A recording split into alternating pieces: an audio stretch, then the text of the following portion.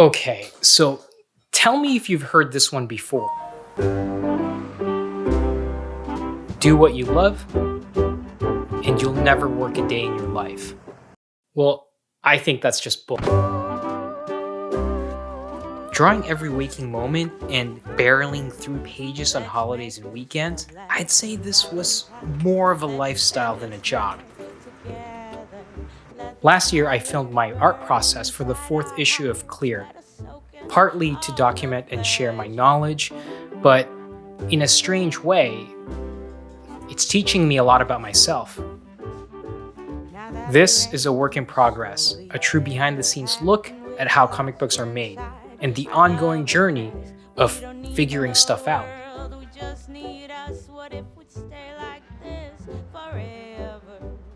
Now, don't get me wrong, I love this job. But there lies the problem. When you love something so much that you're either doing it or you're thinking about it all the time. It turns you into a caricature whose identity can be summed up in just a few lines.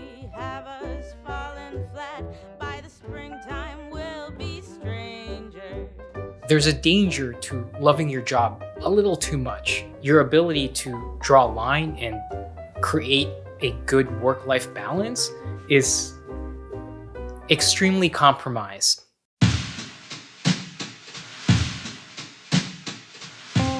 Early on in my career, we're talking before kids, before mortgages, before the responsibilities of an adult set in. My life didn't revolve around life, it revolved around my work and my deadlines.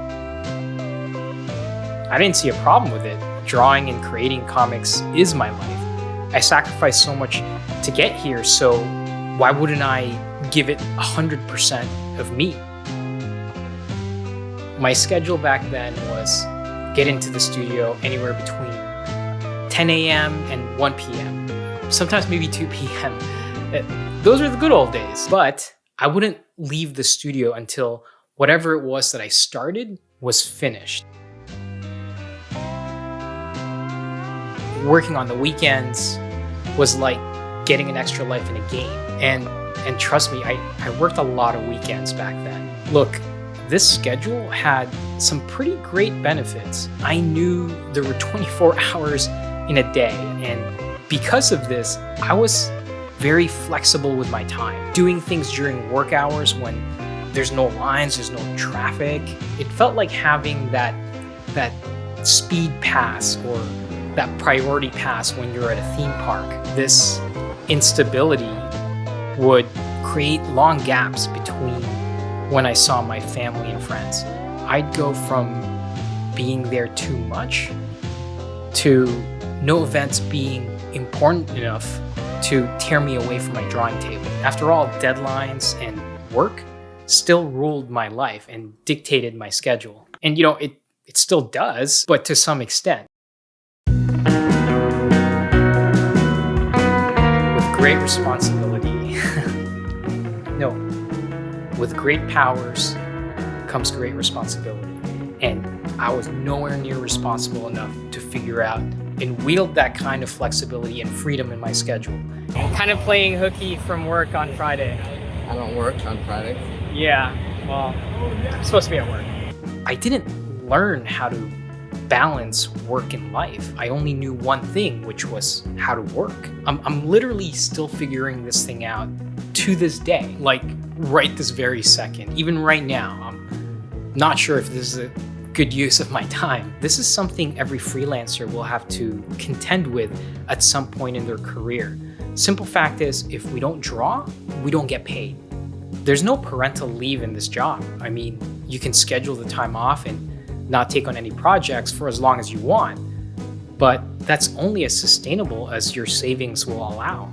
Not to mention the negative effects that your career may have by being away from the stands for so long. People have short memories, and when you take the time off, all you can do is cross your fingers and hope that your body of work has created an audience who will return when you do. So you work your ass off, you climb up that hill again, you get back into fighting shape, and prepare to take your place back on the comic stands. But then you get an aha moment when your kid looks you in the eye and says, "Can you stay home from work today?"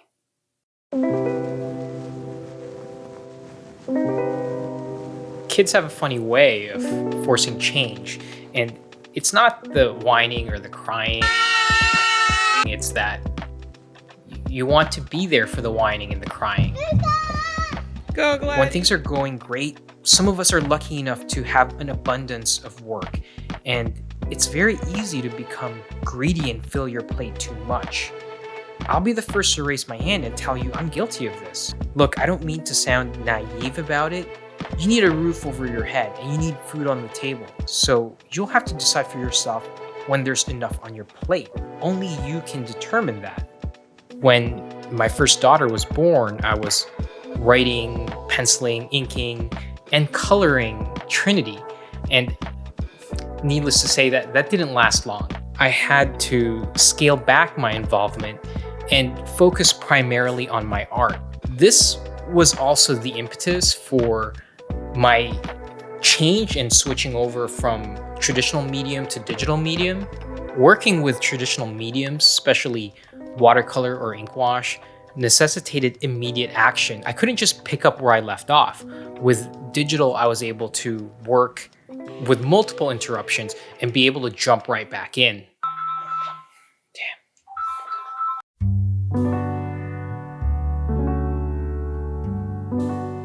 The thing about art is that it's very woven into the fabric of your personality in your life. So being able to disconnect the two and unravel both from wrapping into each other can be very difficult. The antidote to chaos is order.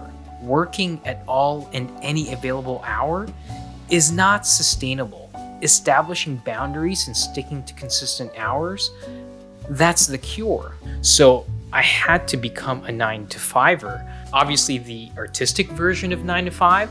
So 10-ish until about 5 to 6-ish. I'm not gonna lie to you, it was very difficult, especially at first, and it's still pretty difficult now. I had to force myself to work within the confines of specific work hours in order to have the appropriate amount of time with my family. I had to be more efficient with my time. The advantage of my flexible work hours of my younger days, those days are gone. Gone-ish. I mean, every now and then Rachel and I would still run errands during the day to avoid all of those pesky lines in traffic. Anyways, the key is being protective of my 9 to 5 hours just as much as we were with the kids' nap time. Now, mind you, when push came to shove, my 9 to 5 hours, it can be infringed upon much more than my kids' schedules. The plan is, or at least the purpose of this, is when I get home, I shut off my work brain. This isn't easy to do. You find your mind wandering, and tough days when you don't finish what you needed to finish, those can be pretty frustrating. But all I can do is go back the next day and do my best to be even more efficient with my time in the studio.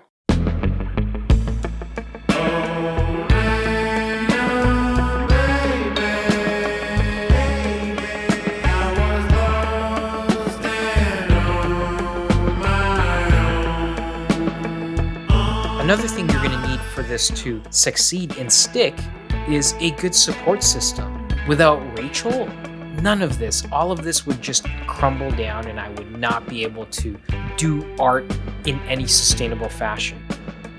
It's very convenient to say, I'm going to do this job, I'm going to do that job, and then I'm going to stop. Then I'm going to take a month off or 2 months off.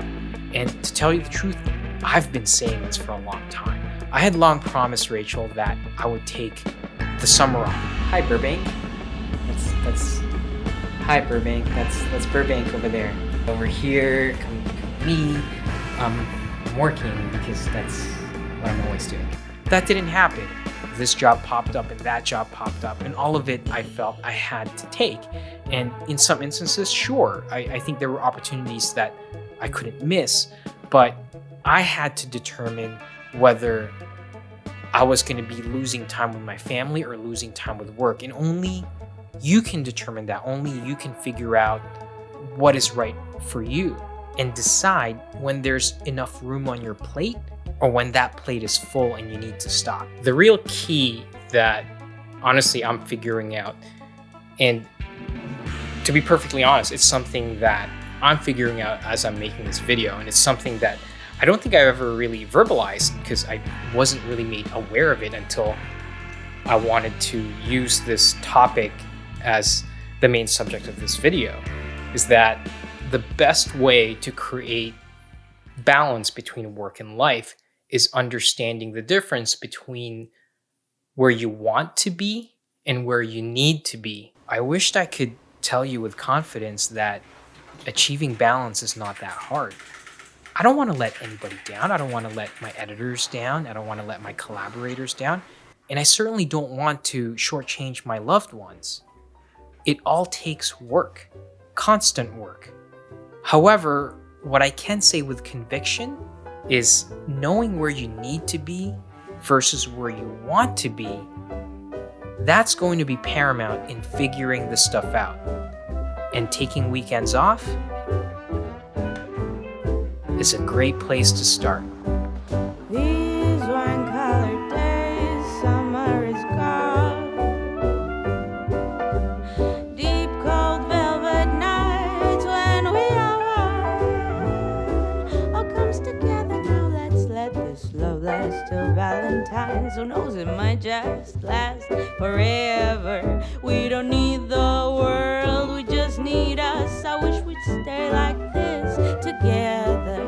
We don't need the world, we just need us. I wish we'd stay like this forever.